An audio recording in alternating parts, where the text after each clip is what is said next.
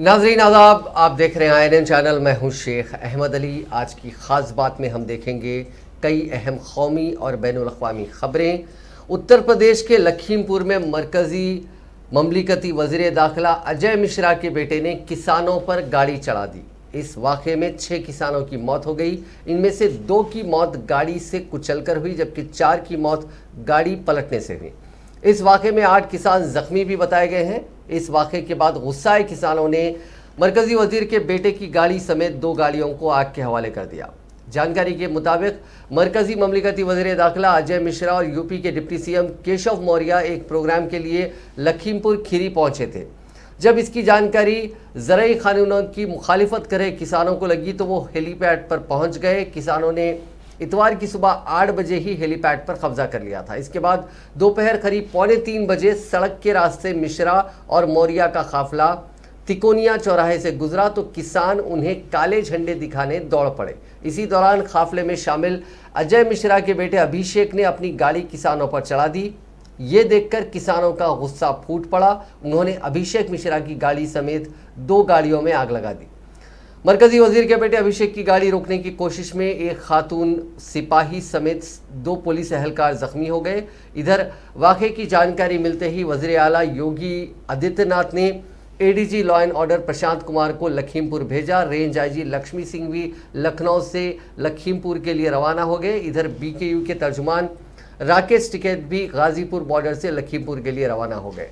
इस वाक़े के बाद संयुक्त किसान मोर्चा ने भी सभी जिलों के किसानों को अलर्ट मोड पर रहने के लिए कहा। BKU के तर्जुमान राकेश टिकैत के गाजीपुर से लखीमपुर खीरी पहुंचने के बाद किसान अगली स्ट्रैटेजी पर काम कर सकते हैं। दरअसल हेलीपैड पर कब्जा होने की जानकारी पाकर अजय मिश्रा और केशव मौर्य लखनऊ से सड़क के रास्ते से लखीमपुर डिस्ट्रिक्ट हेडक्वार्टर्स पहुंचे थे। यहाँ कई स्कीमों का इनॉग्रेशन होना था और दीगर प्रोग्राम्स यहाँ पे मुनक्किद होने थे, लेकिन बीच में ये जो वाक़या हुआ इसको लेकर अब किसान काफ़ी गुस्से में है।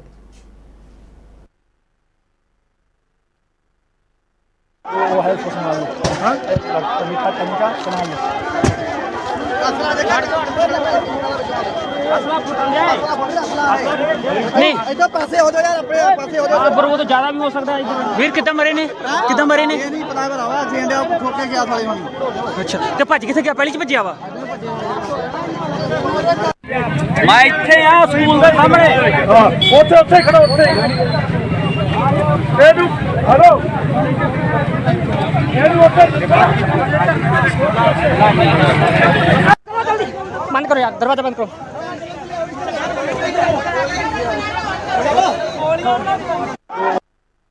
अजय मिश्रा टेनी जी का लड़का अपने गुंडों को लेके आया भाई। उन्होंने किसानों के ऊपर जो है गाड़ियां चढ़ा दी। हमारे किसान 5 किसान हमारे शहीद हो गए भाई। अरे 5 किसान हमारे वहाँ शहीद हो गए और हमारे बहुत से किसानों को चोटें आई। अरे तालिबानी की बात करते हो, तालिबानी की गोदी मीडिया खबरें दिखाते हो। इन किसानों की खबर कौन दिखाएगा, कौन बचाएगा हम किसानों को? 10 महीने से वहाँ नहीं सुनी जा रही और यहाँ मंत्री गालियां दे रहे। किसान शांतिपूर्ण तरीके से विरोध करता है, उस पर गाड़ियां चढ़ाई जा रही। हरियाणा हुकूमत ने संयुक्त किसान मोर्चा के तहत 43 किसान तंजीमों को फरीक बनाने के लिए सुप्रीम कोर्ट में अर्जी दायर की है। अर्जी में राकेश टिकैत, युगेंद्र यादव, दर्शन पाल के नाम शामिल है। हुकूमत ने मफाद आमा की अर्जी में फरीक बनाने की अर्जी पेश की थी और उसकी इजाज़त सुप्रीम कोर्ट ने ही दे दी थी। इस मामले की समाअत पीर के रोज़ की जाएगी। गुज़िश्ता समाअत के दौरान सुप्रीम कोर्ट ने इस बात का आदा किया था कि अदालत ने इस मामले में पहले हुक्म दिया है, लिहाजा हुकूमत हमें ये ना बताए कि हम कर नहीं पा रहे हैं। सुप्रीम कोर्ट ने कहा था कि शाहराहों और सड़कों को ब्लॉक नहीं किया जाना चाहिए। कानून पहले ही वज़ा किया जा चुका है, हम उसे बार बार नहीं दोहरा सकते। इसे नाफिज करना इंतज़ामिया का फ़र्ज़ है। जस्टिस SK कौल ने कहा कि अदलिया इंतज़ामिया के हुकूक़ की खिलाफ वर्जी नहीं कर सकता। किसानों को शिकायत हो सकती है, लेकिन सड़क पर फंसे अवाम को भी उनसे शिकायत है। सुप्रीम कोर्ट ने मरकज़ को किसानों को फरीक बनाने की इजाज़त दी है।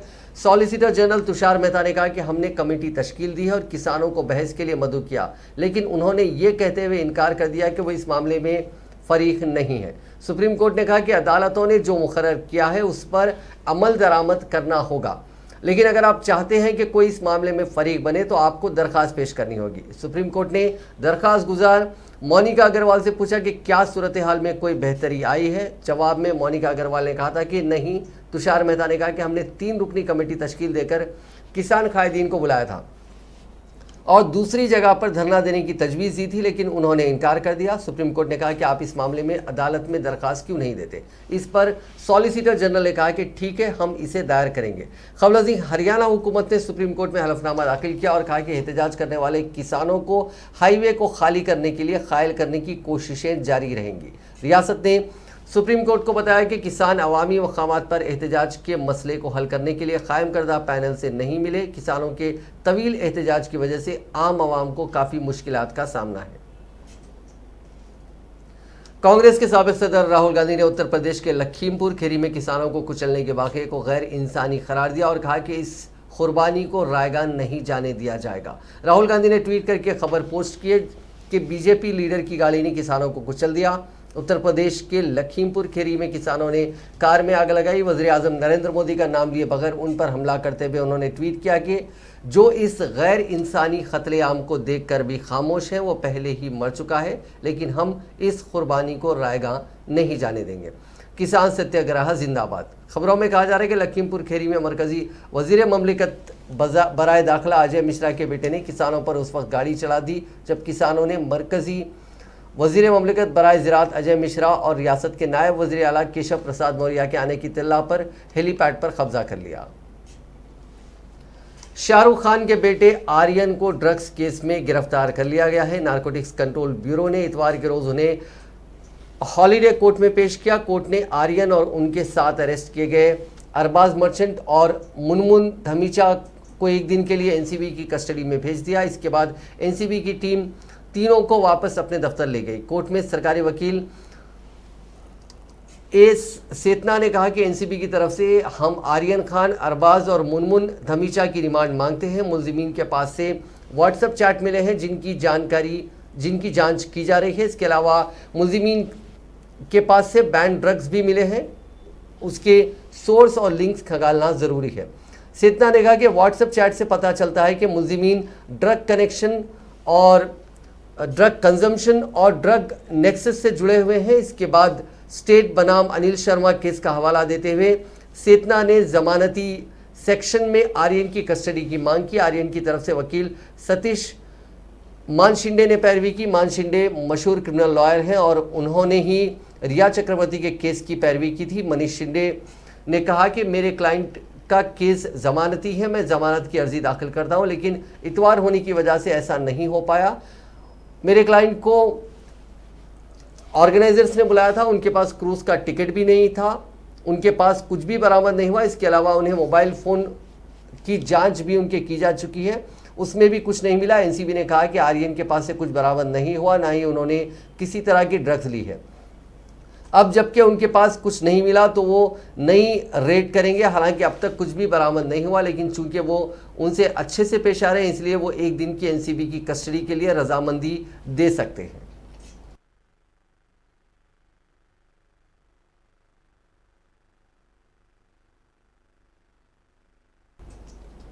भवानीपुर से असेंबली इंतखाब में शानदार कामयाबी हासिल करने के बाद वज़ीर आला ममता बनर्जी ने कहा कि नंदीग्राम में उन्हें साजिश के तहत बहुत ही कम वोटों से हराया गया था, मगर आज भवानीपुर के अवाम ने उन्हें कामयाबी दिलाकर दुनिया को बता दिया कि बंगाल क्या चाहता है।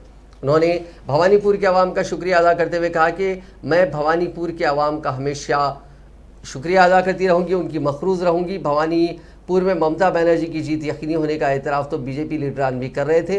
बीजेपी उम्मीदवार प्रियंका तब्रेवाल मुस्तकिल मेहनत कर रही थी, उसकी वजह से तृणमूल कांग्रेस के लीडरों के सामने ये बड़ा चैलेंज था कि ममता बनर्जी की जीत के मार्जिन को असेंबली इंतखाबात के मुकाबले दुगना करना है। गुज़िश्ता असेंबली इंतखाबात में तृणमूल कांग्रेस के उम्मीदवार शोभनदीप ने बीजेपी के उम्मीदवार को 26,000 वोटों से हराया था। इस मरतबा ममता बनर्जी ने 57,632 वोटों से कामयाबी हासिल की। 2011 के ज़मीनी इंतखाब से भी ये बड़ी कामयाबी है। गुज़िश्ता असेंबली इंतखाब में जिन वार्डों में तृणमूल कांग्रेस की कारकर्दगी बेहतर नहीं थी, इस मरतबा तृणमूल कांग्रेस ने भवानी असेंबली हलके के तमाम वार्डों में जीत हासिल की है।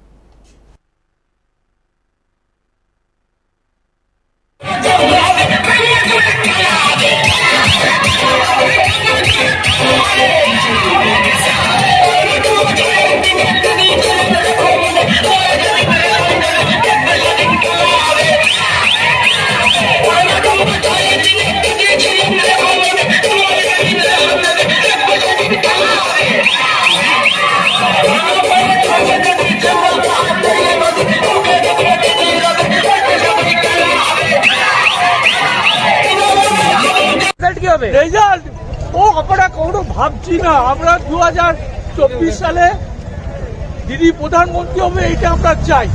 আমরা এইসব ভাবি না, এই ছোটখাটো ভাবি।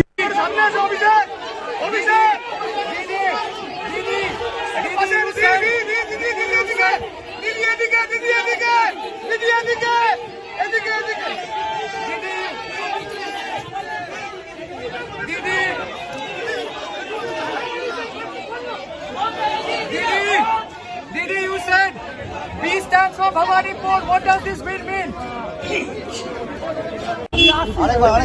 মামাটি মানুষ জিন্দাবাদ, মমতা ব্যানার্জি জিন্দাবাদ। জিতছে জিতবো, মামাটি মানুষ জিন্দাবাদ, মমতা ব্যানার্জি জিন্দাবাদ।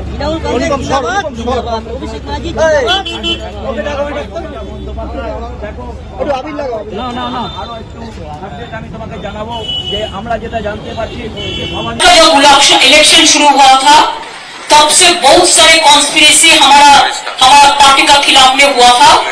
पूरा सेंट्रल गवर्नमेंट पूरा कॉन्स्पिरेसी करके हम लोग को हटाने का बंदोबस्त किया था। लेकिन हम लोग आभारी हूँ पब्लिक का ऊपर कि जनता ने हम लोग को जीत दिया था। मैंने खुद इलेक्शन में लड़ा था, लेकिन वो कोर्ट में केस अभी हाजिर है। इसी के लिए सब जुडिस केस में हम कोई मंतव्य नहीं करेंगे। क्या क्या कॉन्स्पिरेसी नहीं हुआ था, मेरे को पाँव में भी चोट कर दिया था जैसे हम इलेक्शन में कंटेस्ट ना करें। उसका बाद बाई इलेक्शन आया। हम चुनाव आयोग का प्रति आभारी हूँ कि उन्होंने टाइम का अंदर 6 महीने का अंदर जैसा सिस्टम है इलेक्शन कमीशन का, और हमारा कोविड भी इधर में इतना नहीं है, कम है, कंट्रोल में है, तो उन्होंने जो इलेक्शन हम लोग को कंसल्ट करके चीफ सेक्रेटरी को कंसल्ट करके इलेक्शन अनाउंस किया। एक साथ में साफ हो जाने से अच्छा ही होता। ठीक है, फिर भी हम कोशिश करेंगे। खाली हमारा इलेक्शन का कमीशन को बस एक ही रिक्वेस्ट रहेगा कि 10 तारीख से 20 तारीख तक हमारा पूजा चलेगा। पैंडल में बहुत सारे जनता आएगा। वो टाइम अगर कैंपेन कोई ओपनली ना करे तो अच्छा है। कैंपेन करना है तो 20 तारीख से करें, 27 तारीख तक, 30 तारीख में इलेक्शन है। हमारा पार्टी का ओर से हम ये चाहेंगे कि पूजा का टाइम पब्लिक को कोई डिस्टर्ब ना किया जाए, कि हमारा ये फेस्टिवल सबसे बड़ा है। हम हमारा देश का जितना जनता है, जनता का प्यार मोहब्बत मेरे को मिला, आशीर्वाद मिला, दुआ मिला, मैं सबको धन्यवाद करती हूँ। और देखते हैं आसमान का रूप। आप लोग एक काम करो, ऐसे ऐसे घर चले जाओ प्लीज। Thank you.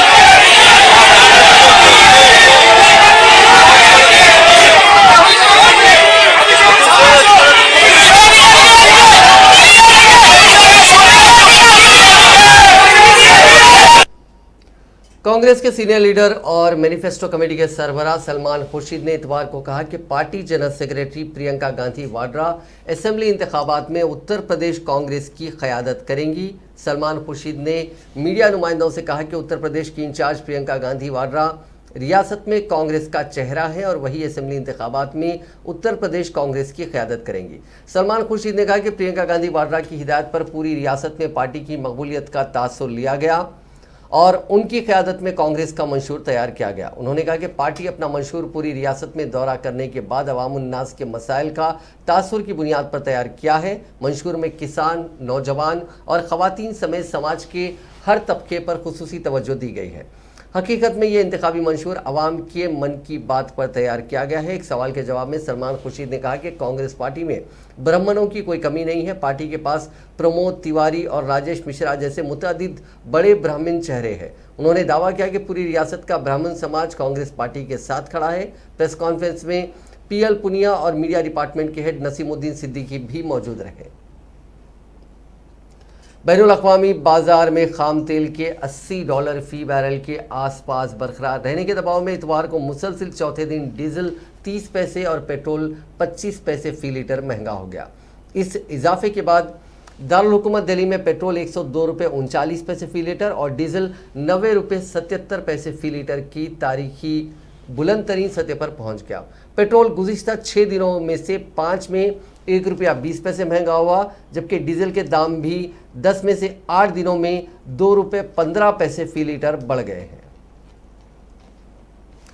मरकजी वजीर बराए अक़लियती उमूर मुख्तार अब्बास नकवी ने कहा है कि कम्युनल टिफ़िन में सेकुलर टमाटर के सियासी सिलसिले ने आइन और माशरे के साथ धोखा किया है और मुल्क में ज़्यादा वक्त तक इक़्तिदार का लुत्फ़ उठाने वाली सियासी जमातों ने सेकुलर को आइनी अज़्म नहीं बल्कि सियासी सहूलत का ज़रिया बनाकर फूट डालो राज करो का रास्ता अपनाया।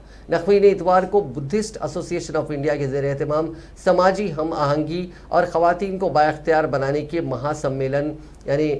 महासम्मेलन और पंडित दीनदयाल स्मृति सम्मान प्रोग्राम में कहा कि मुल्क में लंबे अरसे तक इक़्तिदार का लुत्फ़ उठाने वाली सियासी जमातों ने सेकुलरिज़म उनके लिए एक आइनी अज़्म नहीं बल्कि एक सियासी सहूलत का ज़रिया बना। उन्होंने कहा कि इस तरह की तमाम साजिशों के बावजूद हमारी तहज़ीब व सक़ाफ़त आइन ने कसरत में वहदत की डोर को कमज़ोर नहीं होने दिया, यहाँ तक कि अगर जामे तरक्की की राह में रुकावटें थीं मगर इस ताकत ने मुल्क को रुकने नहीं दिया। नकवी ने कहा कि आज हम आज़ादी की 75वीं सालगिरह मना रहे हैं। हमें जश्न आज़ादी के साथ तकसीम के ज़ख्म को भी याद रखना होगा। हमें याद रखना होगा कि तकसीम की हौलनाकियों का ज़िम्मेदार कौन था, जिसने हिंदुस्तान के मफादात के लिए अपनी खुदगर्ज़ सियासत को कुर्बान करने की साजिश की थी।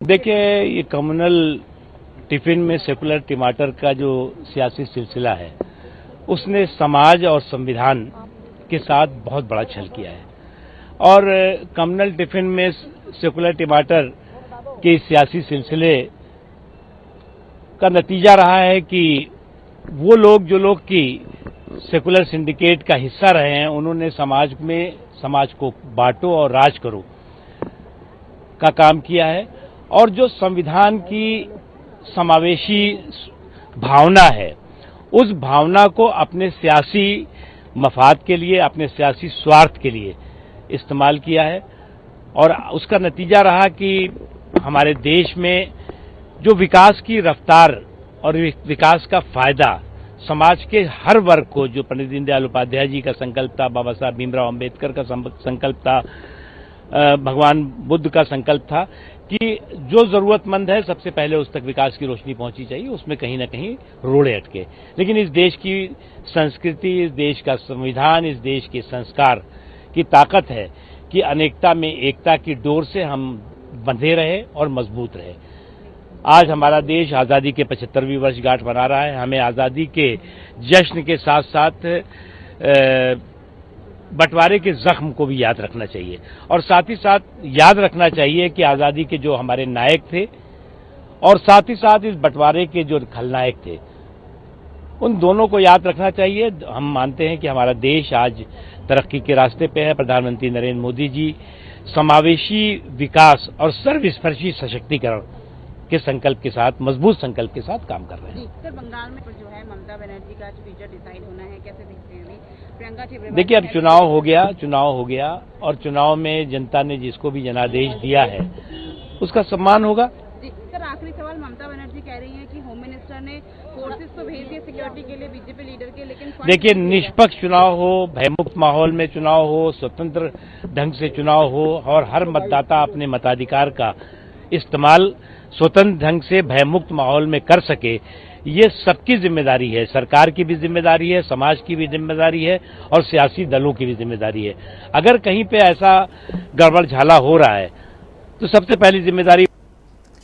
अब बात कोरोना केसेस की। पिछले 24 घंटों में दुनिया भर में कोरोना के केसेस में कमी देखी गई। पिछले 24 घंटों में दुनिया भर में 3,67,977 नए केसेस दर्ज किए गए, जबकि इसी दौरान 5,482 लोगों की मौत हुई। इस इजाफे के बाद दुनिया भर में कोरोना से मुतासिर होने वालों का मजमूई आंकड़ा 23,55,77,590 हो गया, जबकि मरने वालों की तादाद 48,13,944 हो गई। दुनिया भर में अब भी 1,83,29,320 अफराद का इलाज चल रहा है। गुज़िश्ता 24 घंटों के दौरान मुल्क में कोरोना के नए केसों की तादाद में कमी दर्ज की गई और सेहतयाब होने वालों की तादाद में मुसलसिल इजाफे की वजह से रिकवरी रेट 97.87 हो गया। इतवार की सुबह मरकज़ी वजारत सेहत की जानिब से जारी करदा आदाद शुमार के मुताबिक गुज़िश्ता 24 घंटों के दौरान कोरोना के 22,842 नए केसेस की तस्दीक हुई, जिसकी वजह से मुतासरीन की तादाद 3,38,73,803 हो गई। इस दौरान मजीद 25,930 मरीजों की सेहतयाबी के बाद कोरोना से पाक होने वाले लोगों की तादाद 3,30,94,529 हो गई। एक्टिव केसेस 3,332 कम होकर 2,70,557 हो गए। वहीं मजीद 244 मरीजों की मौत से अमवात की तादाद बढ़कर 4,48,817 हो गई। हिंदुस्तान में कोविड वैक्सीनेशन मुहिम जोरों से जारी है और उसने 90,51,00,000 का हिस्सा अबूर कर लिया।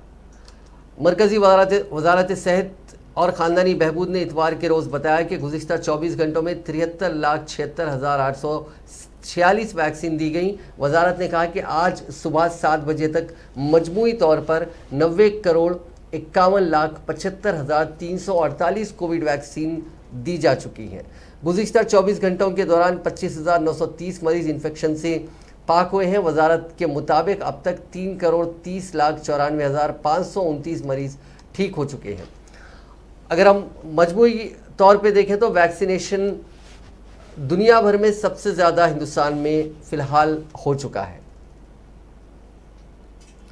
हम अक्सर कोरोना वॉरियर्स और अपनी जान जोखिम में डालकर आलमी वबा मुतासिर होने वाले मरीजों का इलाज करने वाले डॉक्टर्स के अलावा दीगर महकमों के अहदेदारों की बात तो करते हैं, लेकिन आज हम उनकी बात करेंगे जिनके मसाइल पर शायद ही बहुत कम लोगों की नज़र पड़ती है, और वो हैं हेल्थ वर्कर्स, जो बुनियादी सतह से आवाम को कोरोना वैक्सीन देने के काम में जुटे हैं। उन पर काम का इतना बोझ है कि उन्हें छुट्टी भी नहीं मिल पाती और वो रोज़ाना करीब 12 घंटे काम कर रहे हैं। हुकूमत की जानिब से उन पर काम का इस कदर बोझ तो डाल दिया गया, लेकिन उनके मसाइल पर तवज्जो नहीं दी जा रही है। सरकार की जानिब से उन हेल्थ वर्कर्स को रोज़ाना 3 लाख अफराद को टीका देने का टारगेट दिया गया है। मालूम हुआ है कि हुक्काम की जानिब से सब सेंटर्स में रोज़ाना सुबह 8 बजे से ही वैक्सीन देने का अमल शुरू करने के अहकाम जारी किए गए हैं। ताख़ीर पर नोटिस वजहनुमाई जारी की जा रही है। हाल ही में तेलंगाना के ज़िले जोगुलंबा गदवाल में एक ANM को मुअत्तल किया गया और दीगर 2 को शो कॉज नोटिस जारी की गई। इन हेल्थ वर्कर्स का कहना है कि वो रोज़ाना सुबह 7 बजे घर से काम के लिए रवाना हो रहे हैं और वापस घर लौटने तक रात के 8 बज जाते हैं। बताया गया कि रोज़ाना 3 लाख अफराद को कोरोना के टीके देना और 70,000 अफराद का टेस्ट करना उनकी जिम्मेदारी में शामिल है। हम ये आंकड़े जो पेश करें वो तेलंगाना के हैं। बात यहीं ख़त्म नहीं होती और ना ही उनकी ड्यूटी ख़त्म होती है, बल्कि इसके बाद तमाम तफसीलात का इंदराज भी उनकी जिम्मेदारी में शामिल है। इस काम के साथ साथ उन्हें उनका रेगुलर काम भी करना होता है। इसके अलावा अद्वियात की तकसीम, फीवर सर्वे में भी हिस्सा लेना उनके फ़राइज़ में शामिल है। इतने काम के बोझ की वजह से वो काफ़ी तनाव में है। रुखसत पर मुअत्तल करने का इंतबाह दिया जा रहा है। हाल ही में एक ANM का ऑडियो पैगाम सोशल मीडिया पर तेज़ी के साथ वायरल हुआ, जिसमें उसने कहा कि काम के बोझ की वजह से ऐसा महसूस होता है कि वो खुदकशी कर लेगा। इससे अंदाज़ा लगाया जा सकता है कि उन पर काम का किस कदर बोझ है और वो कितने तनाव में है। सेहत आमा से मुतालिक इस बुनियादी काम से जुड़े हेल्थ वर्कर्स का कहना है कि जब से कोरोना की वबा फूट पड़ी है उन्हें फुर्सत ही नहीं है। पहले टेस्टिंग, कॉन्टैक्ट ट्रेसिंग, मुस्बित केसेस की मॉनिटरिंग, इसके बाद फीवर सर्वे और दवाओं की तकसीम का काम उन्हीं से लिया गया और अब वैक्सीनेशन की जिम्मेदारी भी उन पर ही आयद की गई। उनका कहना है कि करीब 1.5 साल से वो इसी काम में मसरूफ़ है, बावजूद इसके कि उनकी तनख्वाहों में कुछ भी इजाफा नहीं किया गया। उस वक्त जो तनख्वाह उन्हें अदा की जा रही थी उसमें 30% इजाफे का हुकूमत ने वादा किया था, लेकिन उस पर अमल नहीं किया गया। इस सिलसिले में ANMs की जानिब से तमाम ज़िला कलेक्टर्स को याददाश्त पेश की गई। सरकारी हुक्काम ये कहते हुए अपनी जिम्मेदारी से राह फरार इख्तियार कर रहे हैं कि ANMs और आशा वर्कर्स नेशनल हेल्थ मिशन के तहत काम करते हैं, इसलिए तनख्वाहों में इजाफे का इख्तियार उनके पास नहीं है। मालूम हुआ है कि दीगर रियासतों के मुकाबले तेलंगाना में NHM वर्कर्स की तनख्वाहें कम हैं। उन वर्कर्स का कहना है कि उन्हें माहाना 10% के हिसाब से कोरोना अलाउंस देने का वादा किया गया था, लेकिन वो भी पूरा नहीं हुआ। सेहत आमा के मुलाजिमीन की तंजीम के जनरल सेक्रेटरी सुदर्शन मदन का कहना है कि वैक्सीनेशन का टारगेट पूरा करने के लिए एएनएम्स पर दबाव डाला जा रहा है और वो काफ़ी प्रेशर में है। उन्होंने बताया कि प्राइमरी हेल्थ सेंटर से वैक्सीन लाना, टीके देना, उसका ऑनलाइन इंदराज करना, टेस्ट करना, बची हुई वैक्सीन दोबारा प्राइमरी हेल्थ सेंटर को वापस करना, ये तमाम जिम्मेदारी इन हेल्थ वर्कर्स पर है। उन पर काम का इतना बोझ है कि इतवार को भी उन्हें छुट्टी नहीं है। उन्होंने बताया कि ये हेल्थ वर्कर्स अगर तनाव की हालत में काम करेंगे और उनसे वैक्सीन देने के दौरान कोई गलती सरजद हो जाए तो टीका लेने वाले की जान पर बनाने का खतरा है। ओहदेदारों को चाहिए कि वो इस बात को समझें और आशा वर्कर्स एएनएम्स की जहनी और जिस्मानी सेहत का ख्याल रखते हुए उनसे काम लिया जाए। उन्होंने मजीद कहा कि ना ही अब तक उनकी तनख्वाहों में इजाफा किया गया और ना ही उन्हें रिस्क अलाउंस दिया गया। यहाँ ये कहना गलत नहीं होगा कि अमली तौर पर काम करने वाले उन हेल्थ वर्कर्स के मसाइल की यकसोई की जाए, उनसे किए गए वादे पूरे किए जाएं और उन्हें रिस्क अलाउंस वगैरह देते हुए उनकी हौसला अफजाई की जाए, क्योंकि वैक्सीन देने का निशाना पूरा करने वाले तो यही हैं। ऐसे में उनकी खिदमत की न सिर्फ सताइश की जाए बल्कि उसके साथ ही साथ उनके लिए तरगीबात ज़रूरी हैं ताकि वो तनाव से पाक माहौल में दिल से काम कर सकें। समुद्री तूफान शाहीन आज इतवार की सुबह सल्तनत ओमान की साहिल से टकरा गया। सोशल मीडिया पर ओमान में होने वाली मूसलाधार बारिशों और तेज आंधी की तस्वीर और वीडियो क्लिप्स पोस्ट किए गए। अमानी खबर रसा एजेंसी के मुताबिक शाहीन तूफान के सबब मस्कत सूबे में इंतहाई तेज बारिश हो रही है। शहरी दिफा के मुताबिक सूबे में बारिश के दौरान सवारियों में फंस जाने के 9 वाक़यात की इत्तला मिली है। इस पर फौरी कार्रवाई करते हुए 25 अफराद को बाहिफाजत निकाल लिया गया। कुदरती आफात की पेशगी इंतबाही कौमी मरकज़ के मुताबिक शाहीन तूफान का मरकज़ मस्कत सूबे से तकरीबन 130 किलोमीटर दूर है। मरकज़ के गिर्द हवा की रफ्तार का अंदाज़ा 116 किलोमीटर फी घंटा लगाया गया। इससे कबल ओमान के शहरी हवाबाजी के इदारे ने खबरदार किया था कि इस तूफ़ान के सबब तेज़ हवाएं चलेंगी और 200 से 600 मिलीमीटर तक मूसलाधार बारिश होगी।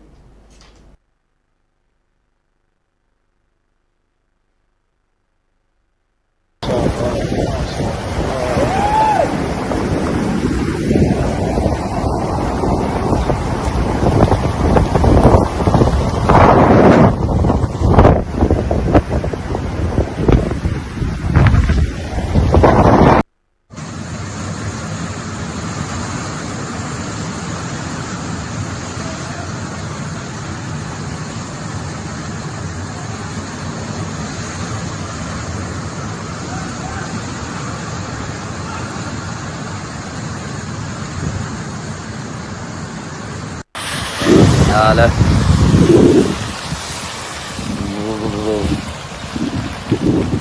هذا على الشارع العام الآن. هذا اكسترا الغبرة جامع سلطان قابوس الأكبر. هذه غرق على المركبات.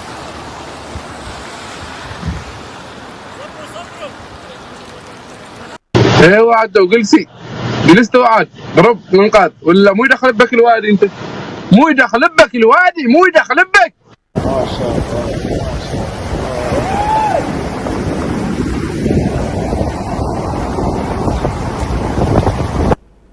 अफगानिस्तान में हालात मामूल पर आते दिखाई नहीं दे रहे हैं। अमेरिका के जाने के बाद से मुल्क में तालिबान की हुक्मरानी चल रही है, लेकिन इसके बाद भी दहशतगर्द वाक़यात में कमी नहीं आ रही है। इतवार के रोज़ काबुल की ईदगाह मस्जिद के नज़दीक ज़ोरदार धमाका हुआ जिसमें कई लोगों के मारे जाने की बात सामने आ रही है। धमाके का वाक़या, इस वाक़े को तालिबान के तर्जुमान ज़बीउल्लाह मुजाहिद ने कन्फर्म किया है। मस्जिद के पास ही मुजाहिद की मां के इंतकाल पर दुआ का एक प्रोग्राम रखा गया था। दहशतगर्दों ने इस प्रोग्राम को ही निशाना बनाया। कुछ दिनों पहले ही मुजाहिद की मां का इंतकाल हुआ था। इस हमले को अंजाम देने का शक इस्लामिक स्टेट आईसिस खुरासान पर जताया जा रहा है। मस्जिद के पास दुकान चलाने वाले एक शख्स ने एक न्यूज़ एजेंसी को बताया कि वो धमाके के बाद फायरिंग की भी आवाज़ उसने सुनी। वह इस वाक़े से कुछ देर पहले तालिबान के लड़ाकों ने सड़क जाम कर दी थी। ज़ख्मियों को शहर नौ इलाके के इमरजेंसी अस्पताल में भर्ती कराया गया है। अस्पताल ने बयान जारी किया है कि 4 मरीजों का इलाज वहां किया जा रहा है। नाजरीन, आज की खास बात में बस इतना ही। आपसे कल मुलाकात होगी नई खबरों के साथ, नए एनालिसिस के साथ। फिलहाल दीजिए इजाजत। खुदा हाफिज।